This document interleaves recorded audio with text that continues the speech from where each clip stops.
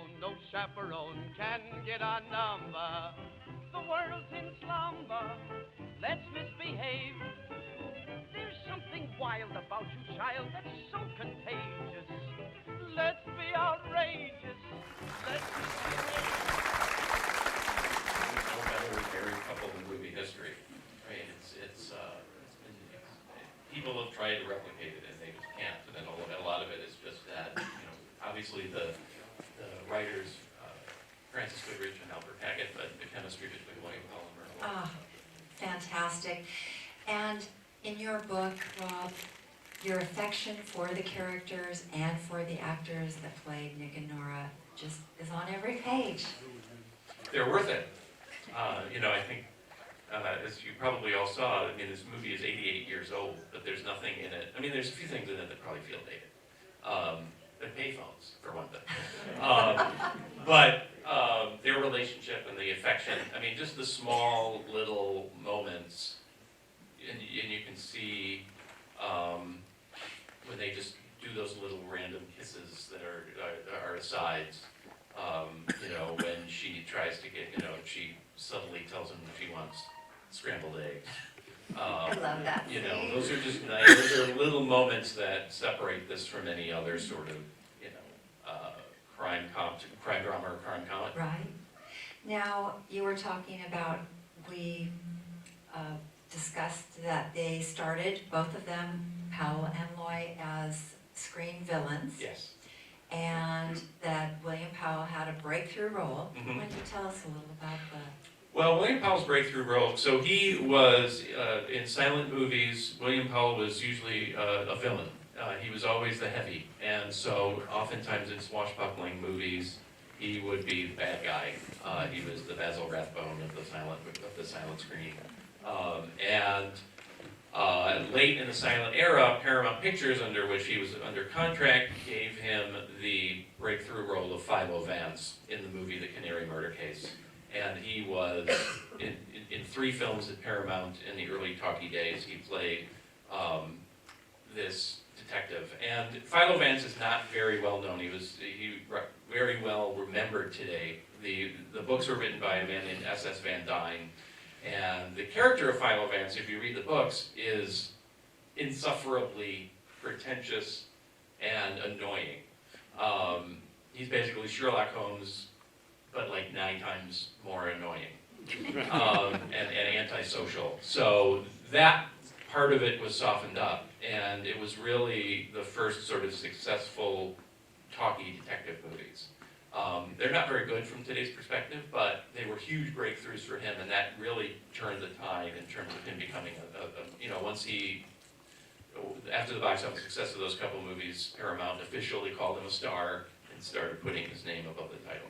And you talk about that 1936 was a monumental year for William Powell. Yes, unquestionably the peak of his career. William Powell in 1936 appeared in My Man Godfrey, which is my favorite screwball comedy, and definitely one of the top 2 or 3. He also starred in The Great Ziegfeld, the 3-hour epic that would win the Best Picture Oscar for that year. He obviously starred in After the Thin Man, and he also starred in Libeled Lady, which was also with Myrna Loy and Spencer Tracy and Jean Harlow, which is another brilliant screwball comedy.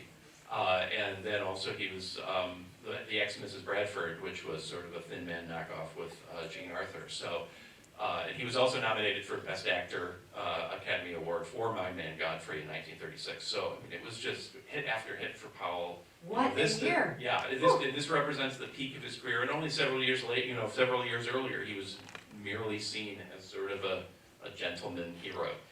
And that may have been the zenith, but of course he went on to have so many great diverse roles. Yes. And as you write, he didn't want to be typecast. Roles as diverse as Life with Father to all the way through to Mr. Roberts. Yes. What a stellar legacy he leaves. Absolutely. He made films for 33 years, and he was always a very solid presence.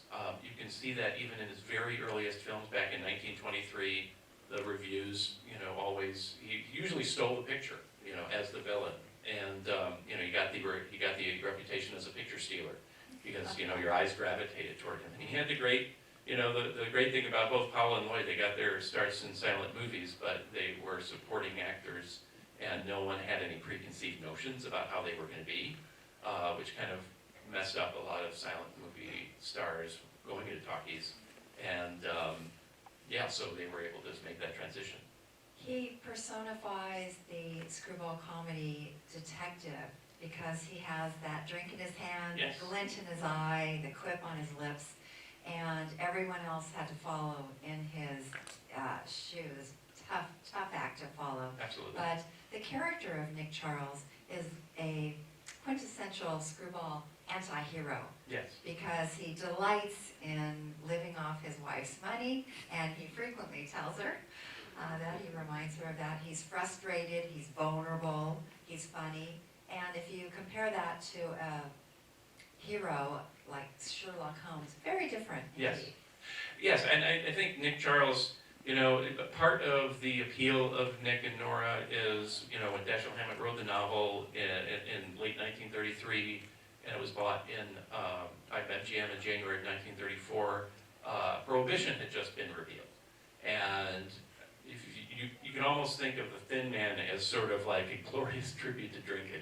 You know, there was plenty of drinking in movies during Prohibition, but now they could do it, you know, you didn't have to go to an underground speakeasy. And really it's so much about not only joy of drinking, but the joy of his marriage with Nora. And that's what, you know, the thing that's really integral to Screwball and that whole outlook in comedy is the characters. I mean, we talk a lot about the plots of Screwball comedy, but it's really about the characters, and they have kind of wacky points of view, but they're also believable. You know, it's not, you know, you can see if Nick Charles really did fight crime for 20 years and he met Nora and now he gets to just drink all the time. I mean, who wouldn't like that? But there are common screwball character archetypes that you Absolutely. see, and certainly the anti-hero and the man, and the woman is self-directed. Yes. She has her own agency. Absolutely. And here, Nora will not be passive. She will not be on the sidelines. She's going to get out sleuthing with Nick. Right, and you know, you saw in the moment where he locked the door on her.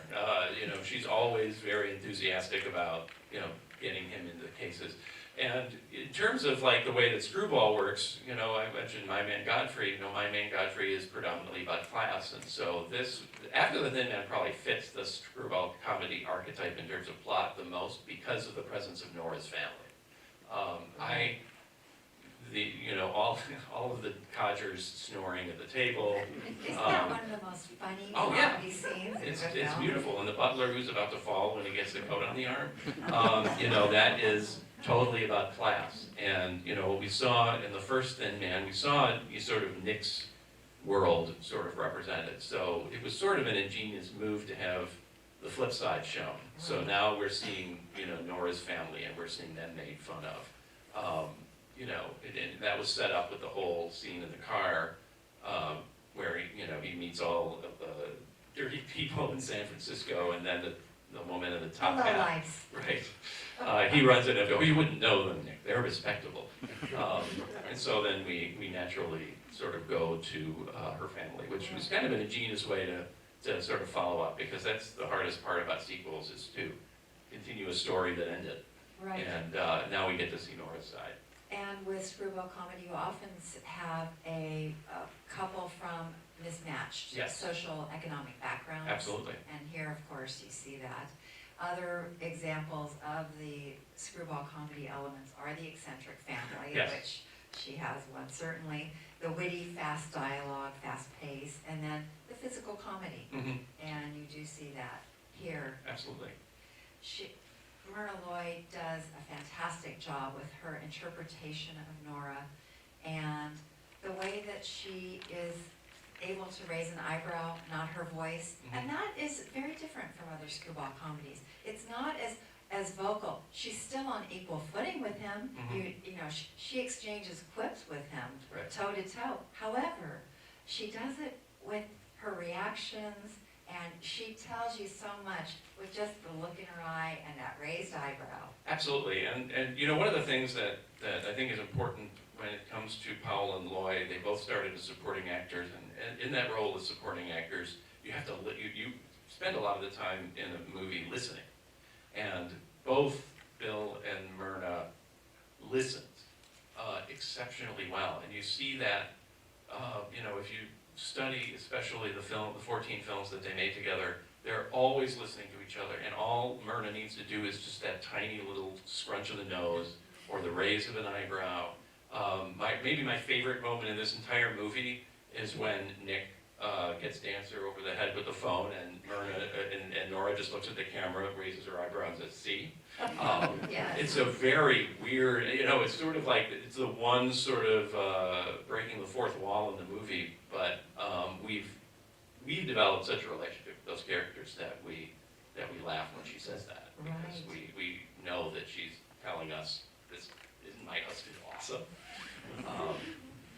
And speaking of that marriage, you talk about it, you write about it quite a bit in your book, and how revolutionary this screen marriage was, because marriage before that was primarily depicted in a negative light, with the husband being a neglectful or abusive, a philanderer, and the wife a nagging shrew. Sure. And here you have this incredible chemistry. They clearly adore each other. They clearly have fun. They're just enjoying each other's company. Yeah, it remains revolutionary. I mean, how many times have you seen a TV show where, you know, the will they or won't they, and when they do, you start to get bored?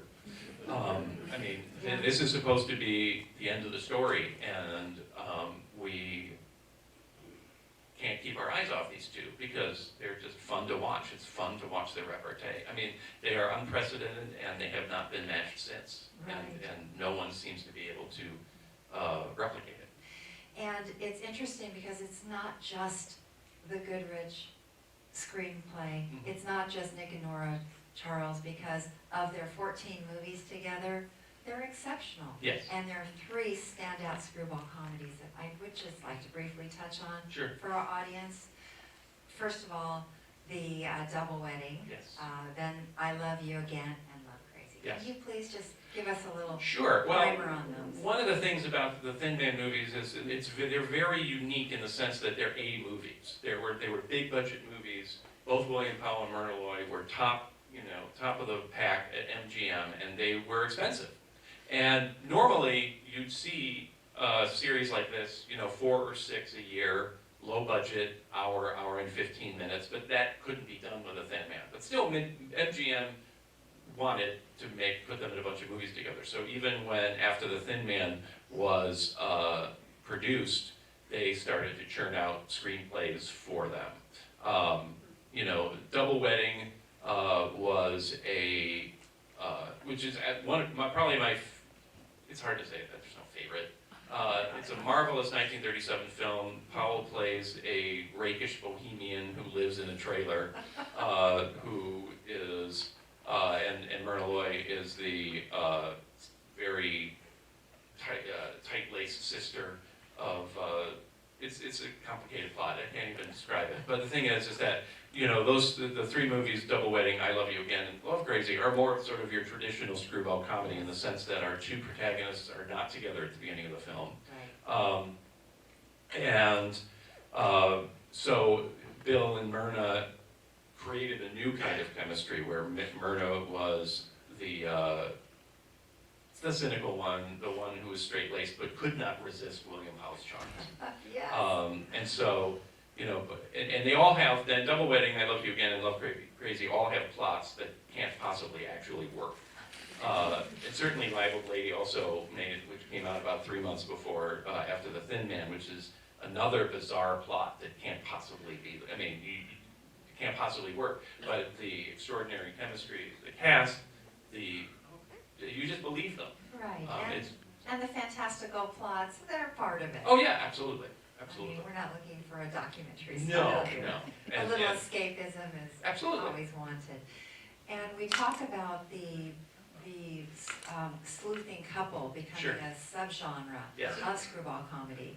And the Film Society has compiled a comprehensive database, and we have a lot of couples who are sleuthing. Yes. What is so fun about it is when you take that thread and carry it through, you'll see the artistic evolution of this. They're all different. Right. You have different, they have different professions. We have doctors, writers, even rare booksellers. Yes. And different interpretations of relationships between the two are very different. And it's, I mean, like any artistic endeavor, it's not a check the boxes, it's Right. not a template. And it's fun to see the varying degrees of success and the different interpretations. Yeah, detective, it's interesting because obviously, you want to separate your detective novels or detective movies into two separate cases. Dashiell Hammett's the Maltese Falcon, Sam Spade is a loner, right? So he's by himself, there's the femme fatale, then the list of suspects, the murder, the person who was murdered is inevitably someone everybody hated, so that we can have plenty of suspects. And then we have, your team up, and that relationship between those two and the contrasts between the two. I mean, even thinking Sherlock Holmes and Dr. Watson, Dr. Watson is the earthy one who gets married, and he's the writer and the pragmatic one, and Sherlock Holmes is antisocial, aloof. He's on cocaine all the time. It's just and then he's an unbelievable genius. So you have that, when you have those two. And so what Nick and Nora Charles created was like, oh, we can have a married couple team up, and we see that over and over again in the Fast movies, and There's Always a Woman with Melvin Douglas, all the way up to Macmillan and White. Yes. So if anyone remembers that. And Heart to Heart. And Heart to Heart, yeah, Heart to Heart was very much, Right. much inspired by Robert Nick and Wagner Nora. said that he would only do the series if he'd always had a fascination with the Thin Man series, and he said, that's how you can get me to sign up for another series, if it will be based on the Thin Man Cool. premise. So, Yeah. Speaking of this movie and what distinguishes it, have to mention the screenwriters again, because the exceptional dialogue, it's so witty, and just watching it again this evening, just delightful. Yeah, and Albert Hackett and Frances Goodrich, they were a married couple. And what's really interesting, of course, is I mentioned It's a Wonderful Life and The Diary of Anne Frank, but their credits are unbelievable. I mean, they wrote the script for Easter Parade, Father of the Bride, which was such an exceptional screenplay that they actually got credit for the Steve Martin remake because they kept so much of the dialogue.